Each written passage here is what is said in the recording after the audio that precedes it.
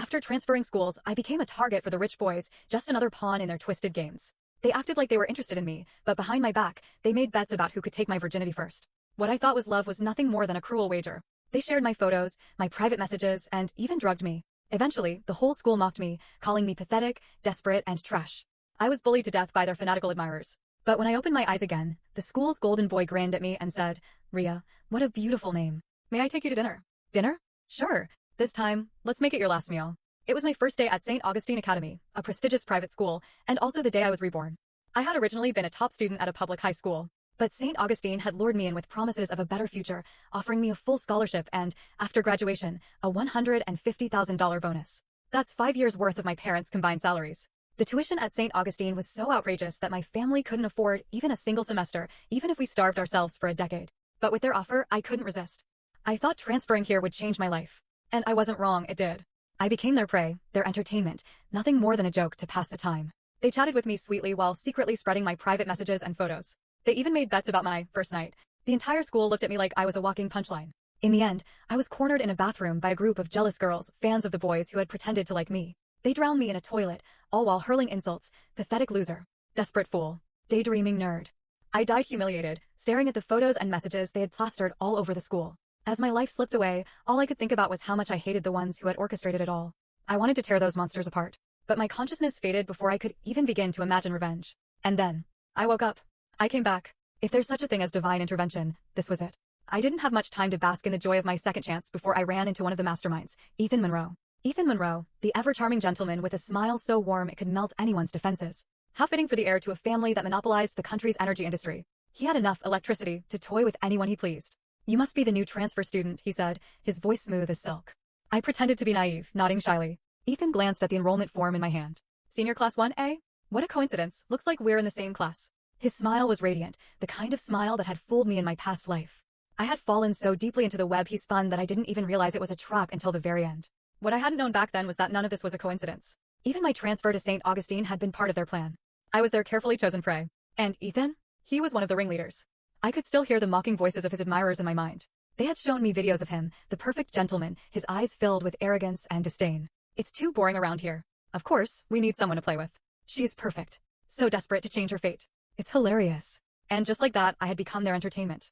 As we walked toward the classroom, Ethan started giving me a brief rundown of the school's history, describing it as a haven for the wealthy and privileged. "These kids don't need good grades to secure their futures," he said with a laugh. I wasn't really listening. My mind was already planning. Ethan waved his hand in front of my face, snapping me out of my thoughts. "Ria Carter. What a beautiful name. May I take you to dinner?" "Dinner? Sure. This time, I'll make it your last supper." St. Augustine Academy was known for its sky-high tuition fees and rigorous admission process, which naturally kept the student population small.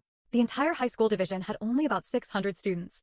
Among them, the most famous were Ethan Monroe and his 3 closest friends. Ethan, the golden boy, was the school's heartthrob, charming, gentlemanly, and adored by all the girls. Chris Langston, the artsy intellectual, was the principal's son and had a brooding, poetic vibe that made him stand out. Logan Brooks, the star athlete, had bronze skin and a muscular build that made hearts race. And finally, Ryan Chase, the senior class valedictorian, was both a top-tier scholar and devastatingly attractive.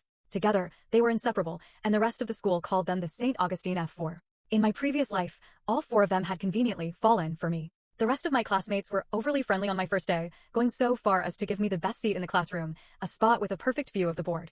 But I knew better. These people had treated me as a joke in my past life. My death had been tied to every single one of them. So I played along, smiling politely on the outside while cursing them to hell on the inside. At lunchtime, Ethan led me to his family's private dining room on campus. The table was overflowing with gourmet dishes, and sitting around it were his 3 loyal friends. This wasn't my first time here. In my past life, Ethan had also brought me to this restaurant. I'd stood there awkwardly, unsure of how to act, surrounded by handsome boys and an intimidating spread of international cuisine. I hadn't dared move a muscle, let alone sit down. The entire meal, I'd been too nervous to speak or eat, instead watching Ethan for cues on what to do. Little did I know, every awkward moment had been caught on camera.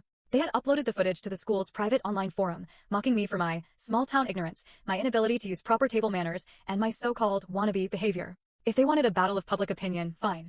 2 could play that game. This time, I pulled out my phone and started recording. "Oh my gosh, is this truffle?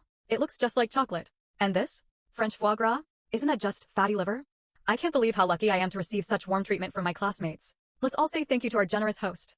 I looked up from my phone, aiming my most innocent smile at Ethan, whose expression had soured into something resembling constipation. "Ethan, you're so handsome." You wouldn't mind if I shared this video to help everyone learn a little more about fine dining, would you? Ethan forced a tight smile, his jaw visibly clenched. Of course not. In my past life, my high grades and desire to earn extra money for my family had led me to run a small social media account. Though it hadn't made much, I'd gained a modest following at school. Ethan and his crew had chosen me as their target because they wanted to tear down the positive, hardworking image I'd built online. Well, if exposure was what they wanted, I'd give it to them on my terms this time. In my previous life, I'd been too young and naive to enjoy the luxury of the food in front of me. This time, I glanced at the 4 boys sitting around me. No wonder everyone dreams of being a sugar mommy. Turns out spoiling a group of pretty boys feels this good. The smiles on their faces froze instantly. Feigning surprise, I quickly added, "Oh no. Did I just say that out loud? My bad. Don't be shy, everyone. Let's dig in. Pretend we're all family." Channeling the spirit of a true host, I didn't hold back, savoring every dish like a queen. Why let all this good food go to waste by just staring at it? After I'd eaten my fill, Logan Brooks eyed the empty plates in front of me with a mix of shock and admiration. "Rhea, your appetite is impressive. Wanna go burn some of that off with me?" I glanced at his deliberately flexed bicep and flashed a bright smile. "Sure, but do you have an 8-pack? He grinned. "Only 6. Is that okay?" I shrugged, pretending to be excited as I raised my phone. "Guess we'll have to see for ourselves." But when it came time for Logan to show off his so-called 6-pack, he hesitated and awkwardly pulled up his shirt halfway. I took a quick photo, then glanced at it with a raised brow. "Wow, bold of you to brag with this. Are you not worried about the internet teaching you a lesson?" Logan, however, seemed unbothered. He even tried to drag me to the school's private gym to show me the joys of fitness. The gym, of course, was as luxurious as you'd expect from a place like St. Augustine, spotless, fully equipped, and free of the usual sweaty smell. As always, I whipped out my phone, angling it carefully to capture the entire scene before recording Logan as he guided me through the equipment. "Let's start with pull-ups," he said confidently. In my past life, I'd been so flustered and nervous that I hadn't managed to do a single pull-up. Logan had taken the opportunity to help by wrapping his arms around my waist and lifting me. We'd been so close, I could feel his breath on the back of my neck. Blushing and weak, I couldn't muster any strength. The school's private forum had later exploded with the headline, "Chubby girl goes for the kill," mocking me mercilessly. Now, Logan stood in the same position, asking, "Need me to show you how it's done?" I nodded, stretching my wrists and ankles. Fitness was Logan's comfort zone, and after the embarrassment over his abs, he was eager to prove himself. He jumped up, knocked out a few pull-ups, and even flashed a sliver of his stomach. I watched through my phone screen, already imagining the views this footage would bring me. When Logan finished, sweat dripping down his face, he turned to me. "Want me to guide you through it?"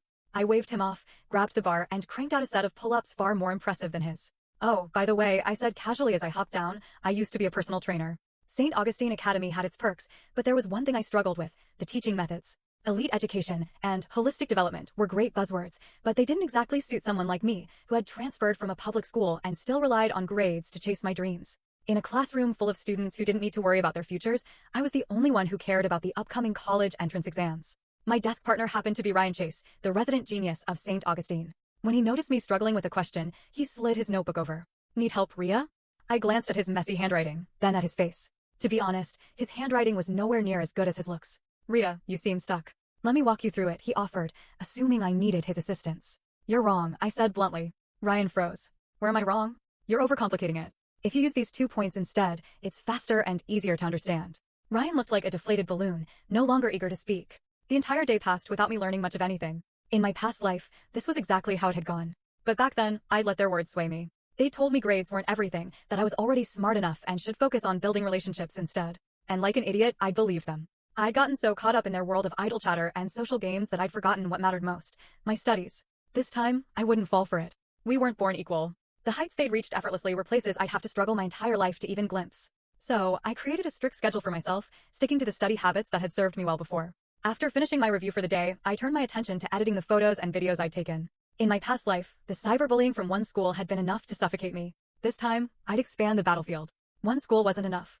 I wanted the entire internet to join the party. I uploaded the video to my account with the title, "My First Day at St. Augustine, Gourmet Food, Hot Guys, and Abs." The name St. Augustine Academy was a magnet for attention, and the video's view count skyrocketed, quickly breaking all my previous records. Comments flooded in. "OMG, how did she get so lucky? A transfer student with a $150,000 scholarship. Those abs aren't that great, though. Why was he bragging?" Trying to show off, but ended up getting schooled by the girl. I wonder how big his emotional damage is right now. Girl, stay true to yourself. Don't let the glitz and glam blind you. Every single view and comment translated to money. Watching the numbers climb, I couldn't help but smile. For the first time in a long time, I slept peacefully that night. Early the next morning, I got up and started memorizing vocabulary words. I had to admit, St. Augustine Academy lived up to its reputation. The campus was stunning, with a tranquil lake surrounded by lush greenery. I sat on a bench by the water, soaking in the scenery as I studied. Just as I was engrossed in my notes, Ethan Monroe appeared, carrying a perfectly arranged breakfast in his hand. "Rhea, you're up early," he said with a smile. I mentally reviewed the words I'd just memorized to make sure I had them locked in before turning to him. Ethan's custom-tailored uniform accentuated his long legs, and he deliberately angled his face to show off his best side. I glanced at the breakfast tray. He was holding milk, bread, and fruit. "Is that for me?" I asked, pretending to gaze at him with wide, admiring eyes. Ethan nodded and even pulled out a picnic blanket, spreading it neatly on the grass. Once everything was set up, I casually pulled out my phone and started snapping pictures.